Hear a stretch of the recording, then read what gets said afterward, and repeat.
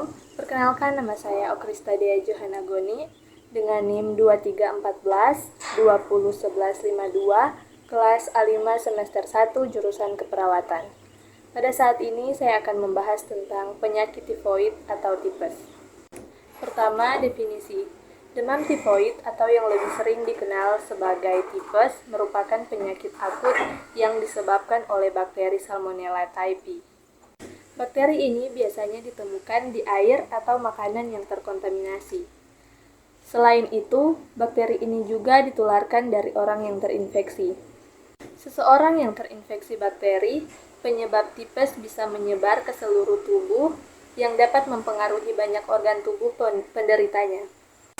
Orang yang terinfeksi penyakit demam tifoid atau tipes dapat menularkan bakteri melalui feses dan urin.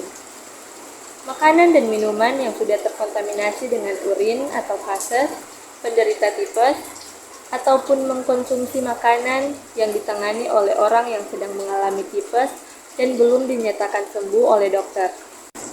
Demam tifoid termasuk infeksi bakteri yang bisa menyebar di seluruh tubuh dan mempengaruhi banyak organ. Tanpa perawatan yang cepat dan tepat, penyakit ini bisa menyebabkan komplikasi serius yang berakibat fatal. Kedua, patofisiologi. Patofisiologi penyakit tifoid mengakibatkan masuknya bakteri Salmonella typhi ke dalam tubuh melalui mulut, biasanya melalui makanan atau air yang terkontaminasi. Setelah masuk, bakteri ini menyebar ke aliran darah, menyebabkan infeksi sistemik. Bakteri kemudian dapat menyerang berbagai organ, terutama usus, limpa, dan hati. Dalam fase awal, gejala seperti demam tinggi dan sakit kepala muncul karena respon tubuh terhadap infeksi. Bakteri berkembang biak dalam sel-sel usus, merusak jaringan, dan menyebabkan peradangan. Ini dapat menyebabkan gejala gastrointestinal seperti mual, muntah, diare, dan perut kembung. Pada tahap lebih lanjut, bakteri dapat menyebar ke organ lain, menyebabkan komplikasi serius seperti peritonitis, pneumonia, atau infeksi pada sistem saraf pusat. Pengobatan dengan antibiotik menjadi krusial untuk mengatasi infeksi tersebut dan mencegah komplikasi yang lebih parah. Ketiga, komplikasi. Komplikasi penyakit tifoid dapat menjadi serius dan memerlukan perhatian medis segera. Beberapa komplikasi umum yang dapat terjadi akibat infeksi Salmonella typhi melibatkan berbagai organ tubuh. Berikut adalah beberapa komplikasi yang mungkin timbul. Pertama, peritonitis. Peradangan pada lapisan peritoneum, membran yang melapisi rongga perut. Ini dapat terjadi jika bakteri menyebar ke rongga perut. Kedua, pneumonia. Infeksi pada paru-paru yang dapat terjadi jika bakteri menyebar ke sistem pernafasan. 3. Meningitis. Infeksi pada membran pelindung otak dan sumsum tulang belakang. Ini adalah komplikasi serius yang dapat menyebabkan gejala seperti sakit kepala parah dan kekakuan leher. 4. Infeksi pada jantung. Bakteri tifoid dapat menyebabkan peradangan pada jantung, yang dapat mengarahkan pada masalah jantung. 5. Gangguan pencernaan jangka panjang. Jika tidak diobati dengan tepat, infeksi ini dapat menyebabkan gangguan pencernaan kronis. Keenam, abses hati. Bakteri dapat menyebabkan pembentukan abses pada hati yang memerlukan perawatan khusus.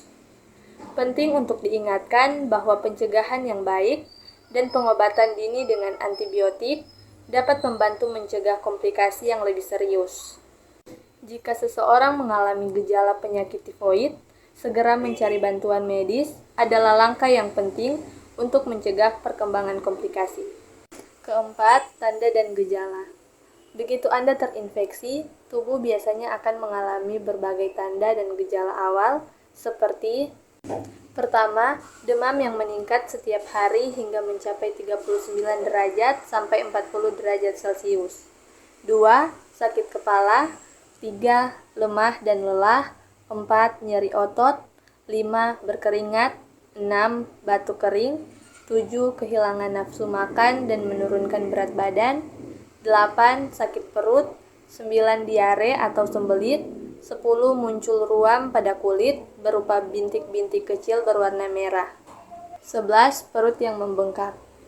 Jika tidak mendapatkan perawatan yang tepat, Anda akan mengalami kondisi seperti: pertama, mengigau; kedua, berbaring lemah dengan mata setengah tertutup; ketiga, komplikasi yang bisa ditimbulkan seperti pendarahan pada usus dan pecahnya usus. Demikianlah penjelasan singkat saya. Semoga dapat bermanfaat bagi teman-teman sekalian. Dan kepada teman-teman sekalian yang sudah duduk di bangku kelas 12 SMA dan SMK yang ingin melanjutkan studi ke perguruan tinggi, marilah bergabung bersama kami, keluarga besar Universitas Pembangunan Indonesia Manado. Terima kasih, Tuhan Yesus memberkati. Yeah, Bobby Valentino.